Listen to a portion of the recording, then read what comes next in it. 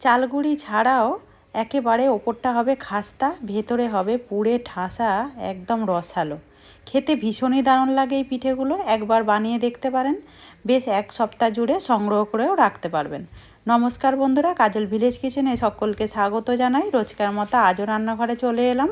আজকের রেসিপি প্রথম থেকে লাস্ট পর্যন্ত দেখতে থাকুন, আশা করছি ভীষণ ভালো লাগবে। তো চলুন তাহলে শুরু করা যাক। তার জন্য নিয়েছি এখানে আমি 1 বাটি ময়দা। চাইলে তোমরা এখানে যে কোনো এক রকমও নিতে পারো, অথবা আটা ময়দা পাইল করেও নিতে পারো। তো এখানে ময়দাটা নিলে খেতে কিন্তু ভীষণই দারুণ লাগবে এই পিঠেগুলো। তো তার জন্য দেখো একটা বাটি নিয়ে নিলাম। এবারে সমস্ত ময়দাটাকে আমি এই বাটির মধ্যে নিয়ে নেব, আর এর মধ্যে দিয়ে দেবো আমি স্বাদ মতো লবণ বা মাপ মতো লবণ। লবণ তো অতি অবশ্যই দিতে হবে। এবারে দেবো এখানে আমি বেশ কিছুটা জোয়ান। তো দেখো এখানে আমি জোয়ান নিয়েছি। জোয়ানটাকে একটু হাতের মধ্যে এইভাবে একটু ঘষে তারপরেই দেব। এবারে সমস্ত উপকরণগুলোকে আগে একটু মিশিয়ে নেব। এই দেখো শুকনো উপকরণগুলোকে খুব ভালো করে কিন্তু মিশিয়ে নিলাম। এবারে সুন্দর একটা মুচমুচে হওয়ার জন্য এখানে দিয়ে দেবো আমি 1 চামচ ঘি। তো দেখো এখানে আমি যে 4 চামচ হয় 1 চামচ নিয়েছি ঘি। ঘিটা এর মধ্যে দিলে পরে তাহলে কিন্তু বেশ পিঠেগুলো একদম মুচমুচে আর খাস্তা হবে। এবারে ঘিটাকে দিয়ে খুব ভালো করে একটু মাখিয়ে নেব। তো যাদের ঘি পছন্দ নয় তারা কিন্তু সাদা তেলও এখানে দিতে পারো, আর ঘিটা দিলে তাহলে কিন্তু পিঠেগুলো খেতে দারুণ লাগবে। ঘিটাকে দিয়েও আমি বেশ ভালো করে ময়দাটাকে এইভাবে একটু ঘষে ঘষে মাখিয়ে নিলাম। আর দেখতেই পাচ্ছ মুঠো করলে কিন্তু খুব সহজেই মুঠো হয়ে যাবে, আর একটু ভাঙলেই বালির মতো ভাবে ভেঙে যাবে। এবারে এখানে অল্প অল্প করে জল দেবো। এটা কোনো রকম গরম জল নয়, ঠান্ডা জলে নিলাম। নিয়ে এবারে খুব ভালো করে এটাকে আমি মাখিয়ে নেব। এখানে দেখো ময়দাটাকে খুব ভালো করে আমি মাখিয়ে নিলাম। মাখাটা ঠিক এরকমই মাখতে হবে, একেবারে নরমও হয়ে যাবে না, আবার একেবারে কিন্তু শক্তও হবে না, ওইভাবেই মেখে নিতে হবে। এবারে ঢাকা দিয়ে রেখে দিয়ে ততক্ষণে পুরটা রেডি করে। তো এইদিকে পুরটা যেহেতু রেডি হয়ে গেল, এবার আমরা ময়দাটাকে একটু খুলে নেব। আর এই দেখো ঢাকা দেওয়ার কারণে বেশ কিন্তু অনেকটাই কিন্তু নরম হয়ে গেছে। এবারে আমি ময়দা থেকে লেচি কেটে নেব, ঠিক ছোট ছোট করে একটু কেটে নেব। এই দেখো এরকম করে কেটে নেব, যেরকম ঠিক রুটি করে থাকি আমরা বা লুচি করি তার থেকে একটু বড়। তো এখানে সমস্ত লেচিগুলোকেই আমি একটু গোল করে নিয়েছি, এইভাবে একটু গোল করে নিতে হবে। আর একটা লেচি নিয়ে নিয়েছি, অপরগুলো কিন্তু ঢাকা দিয়ে রেখে দিতে হবে। একটু ময়দা ছিটিয়ে দেব, দুপিটাকে একটু ভালো করে কোট করে এবারে এইটাকে আমরা রুটির মতো বেলে নেব। তো দেখতে পাচ্ছ এটাকে আমি এইভাবে কিন্তু একটু বড় আর একটু পাতলা করে কিন্তু বেশ বেলে নিয়েছি, আর দেখতেই পাচ্ছ কতটা বড় হয়েছে। এবারে অপর দিকে যে নারকেলের পুরটা রেডি করেছিলাম, দেখো তেজপাতা আর এইগুলো আমি এলাচগুলোকে বেছে নিয়েছি। এখান থেকে বেশ কিছুটা নিয়ে নেব পুর। এবারে সমস্ত দিকে এইভাবে একটু দিয়ে দেব, আর একটু বেশি করেই দেব, এতে করে কিন্তু পিঠাগুলো খেতে দারুণ লাগবে। চড়ুদিকে কিন্তু আমি বেশ ভালোভাবে পুরটাকে দিয়ে দিয়েছি নারকেলের, এইভাবে দিয়ে দিতে হবে। এবারে এই ধার থেকে আমি এইভাবে ঘুরিয়ে ঘুরিয়ে আগে অর্ধেকটা মুড়ে নেব, এইটা কিন্তু দেখার বিষয়। তো দেখতে পাচ্ছ এদিকে কিন্তু বেশ অর্ধেকটা দেখো মুড়ে নিয়েছি। এবারে আবার আমি এই দিকটা একটু ঘুরিয়ে নেব।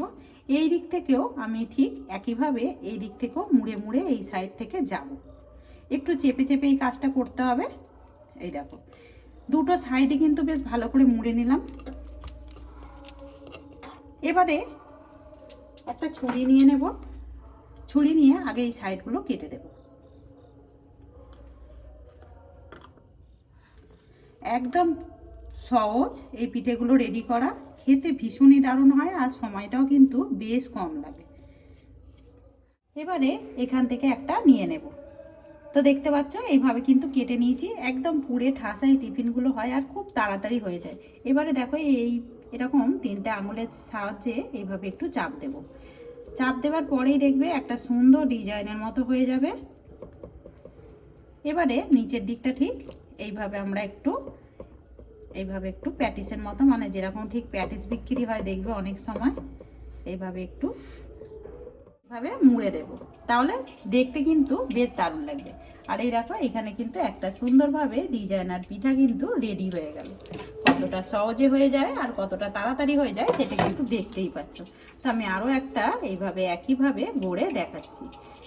ঠিক 3টে আঙুলের সাহায্যে এইভাবে একটু চাপ দিয়ে দিলাম, একটু আঙুল দিয়ে এইভাবে ঠিক করে নেব, মানে সেট করে নেব, ঠিক যেরকম দিল হয় সেই রকমভাবেই কিন্তু গড়ে নিতে হবে। আবারও আমি এই জায়গাটা ঠিক এইভাবে একটু লম্বা আকারে গড়ে দেব, তাহলে কিন্তু দেখতে ভালো লাগবে।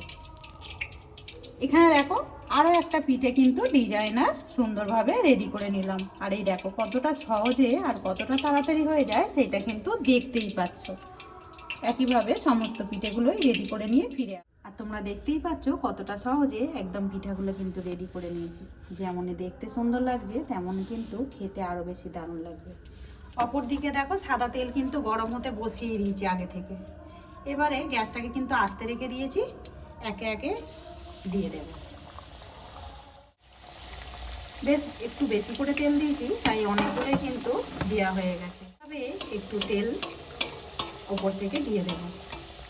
এগুলো কোনো রকম ভেঙে যাওয়ারও ভয় নেই, আর খুব তাড়াতাড়ি কিন্তু হয়ে যায়। এবারে উল্টে দেব।